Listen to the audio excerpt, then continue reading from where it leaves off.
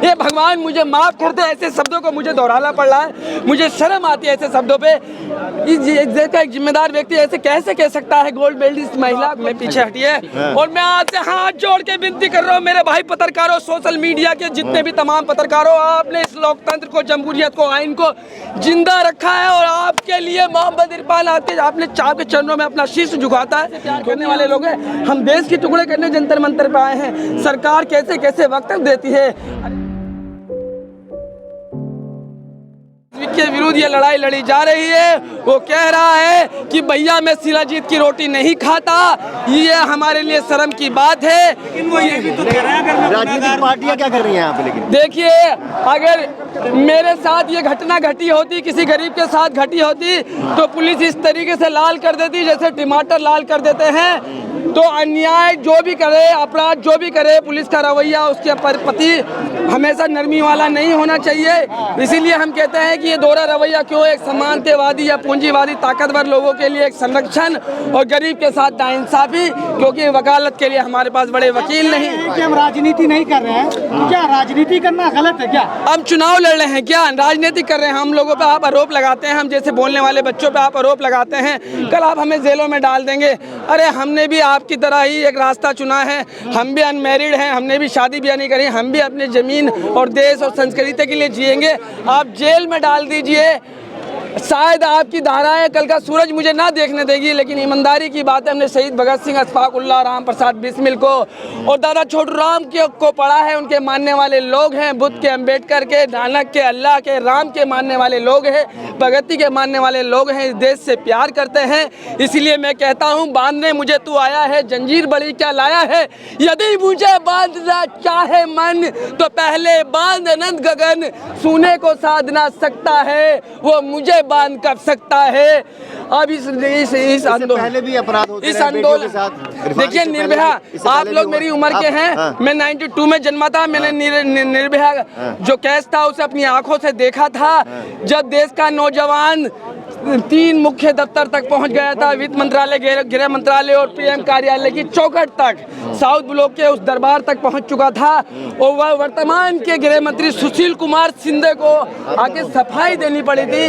ऊपर करो। तो हम जो हैं इंकलाब के पीसफुल तरीके से प्रदर्शन के और प्रोटेस्ट के रास्ते पे अपने न्याय की गुहार लगाने वाले लोग हैं, क्योंकि हमारे पास करोड़ों रुपए वकील खड़ा करने के लिए नहीं है। कह रहे हैं कि अगर मैंने ऐसा हुआ था।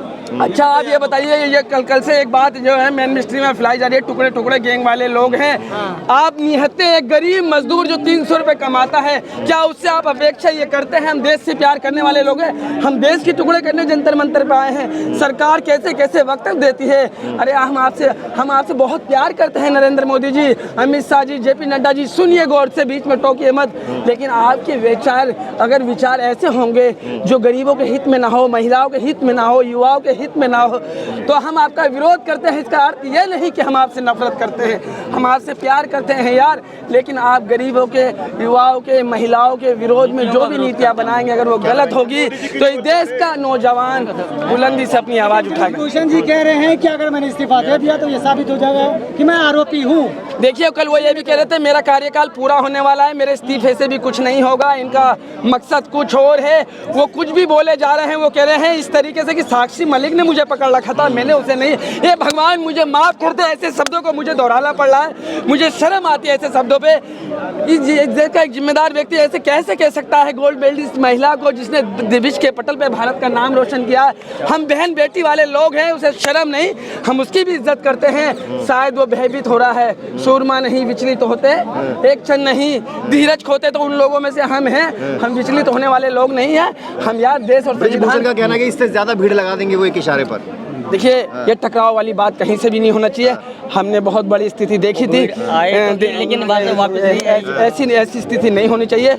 और गौर से सुनिए मैं क्या कहता हूँ, आपको इस बात को सोचना पड़ेगा। सबसे पहले तो आप मैं पीछे हटिए, और मैं आज से हाथ जोड़ के विनती कर रहा हूँ मेरे भाई पत्रकारों, सोशल मीडिया के जितने भी तमाम पत्रकारों, आपने इस लोकतंत्र को, जमहूरियत को, आइन को जिंदा रखा है और आपके लिए मोहम्मद इरफान आपके चरणों में अपना शीश झुकाता है, क्योंकि आप है तो लोकतंत्र है, क्योंकि मेन मिनिस्ट्री मीडिया ने अपनी ताकत और माइक और कलम सरकार के कदमों में रख दिया। इसीलिए मैं आपको सिर झुका के नमन करता हूँ। इसीलिए मैं आपको शीश झुका के नमन करता हूँ। हम गरीब आदमी किसी से भीख नहीं, अपना अधिकार मांगते हैं। हम गरीब है, 300 रुपए के मजदूर करने वाले लोग हैं। दुनिया की एक कहावत है, सबसे लड़ लेना, गरीब और शरीफ से मत लड़ना, क्योंकि आपकी पहचान को भी खो देगा। लेकिन गरीब आदमी और आम आदमी सोता हुआ शेर भी होता है। अगर ज्यादा उंगली करी तो चीन में हट देता है।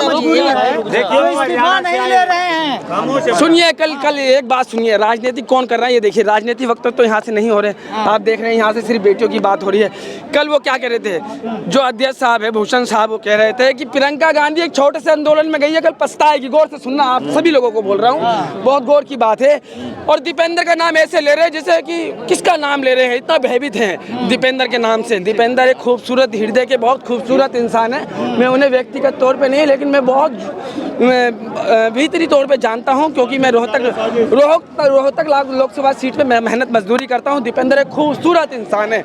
वो कह रहे थे प्रियंका किसी भी सीट पर चाहे तो चुनाव लड़ ले उत्तर प्रदेश में आके। मैं कहता हूँ रेवाड़ी से, रोहतक से, भिवानी से, हिसार से, अंबाला से, किसी भी सीट से अगर दीपेंद्र के सामने चुनाव लड़ ले, और आप आम चुनाव 2024 5-6 महीने बाद हैं, लड़ ले और जीत जाए, तो मैं आपके पेशाब को अमृत समझ के पी लूंगा। अगर आप राजनीतिक की बात करते हैं, आप प्रियंका का नाम तो बहुत बड़ा है, आप दीपेंद्र के लिए जो बार बार दोहराते हैं, समझ रहे हैं। और मैं बता दूं रोहतक लोकसभा सीट पर 3 बार के सांसद रहे हैं दीपेंद्र हुड्डा। प्रवक्ता लग रहे हैं नहीं प्रवक्ता नहीं, उनका ना यार एक काबिल आदमी की बात। आप मुझे एक बात मैं बिहार से हूँ, मैं इतना सपोर्ट कर रहे हैं। अरे मैं सपोर्ट नहीं कर रहा, मैं सपोर्ट नहीं कर रहा, मेरी बात सुनिए।